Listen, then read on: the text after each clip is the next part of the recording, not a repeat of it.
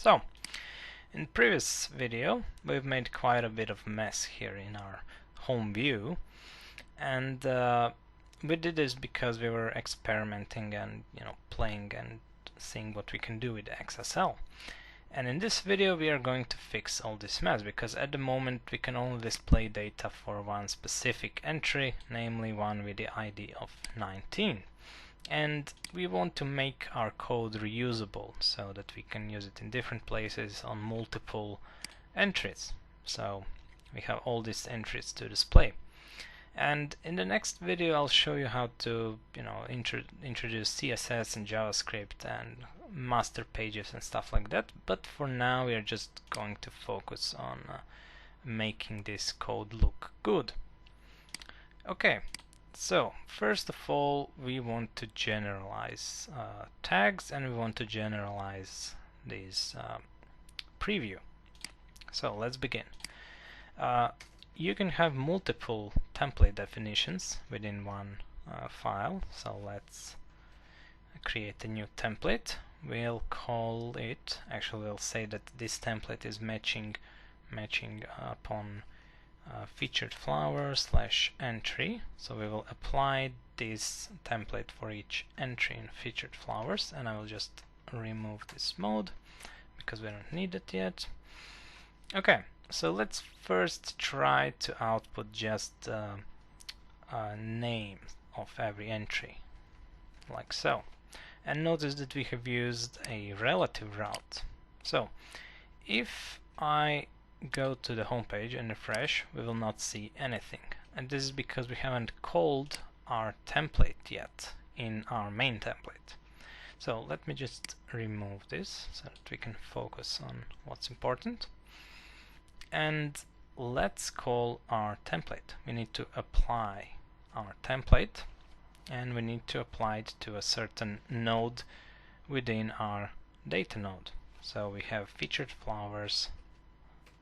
Whoops, again this tabbing stuff, just a second. Like so, / entry. So when we say this, we are essentially telling XSLT, okay, so we are in the data node. Now find templates that we can apply to this path, to these entry nodes that are within the featured flowers. And then XSLT will search for any template definitions, and when he finds one template definition that matches, then it will apply this template to every single node that fits this description. So let's see now if we can get the names to show. And I have an error. Oh, I'll have this mode open, so I just remove this, F5, and there we go, we have the names. Okay, so let's just break these lines. And one little thing that you should be careful about. So XSLT does not support self-closing tags, so you can't write image and omit this / at the end. You will get an error for that. So if we refresh now, we'll get an error.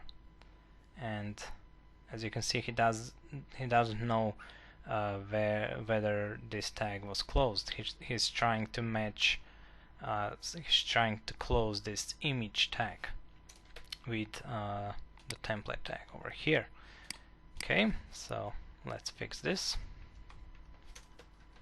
like so. And now we should get a little bit better output, like so. Right, so let's just paste all of our previous code here now. And as you can see, we are generating a flower preview, blah blah, content, and now we have flower list, featured flowers, blah blah blah blah. Okay, so since we are already within the entry, we don't need all of this. We can just remove the stuff and just put the ID for the link. And we can also remove all of this. So we can just put the name here. And we can remove again all of this to get the price. and remove all of this over here, so we get all the items in the tags. And yeah, that should be it. So let's see what we have now. So as you can see, now we have applied these templates to every entry node within the featured flowers. Great. And everything works as it's supposed to. So now we should try to generalize tags as well, because we might want to use you know, this display for tags in other parts of our template. For example, if we open a full description of our lotus flower, then we might want to have, you know, the title, lotus, then some text, then price, and then the tags again. So let's create another template here,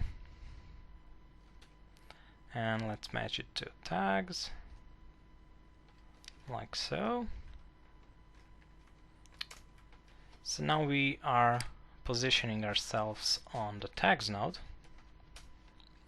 and we have access to the items. So let's copy all of this code out of here. Let's paste it in here, like so. And then we can just say, you know, item. For each item in the tags, we want to do the following. And of course we need to apply our templates. So let's apply this to tags that are within the featured flowers entry. And let's refresh page, and we should again see all the tags over here.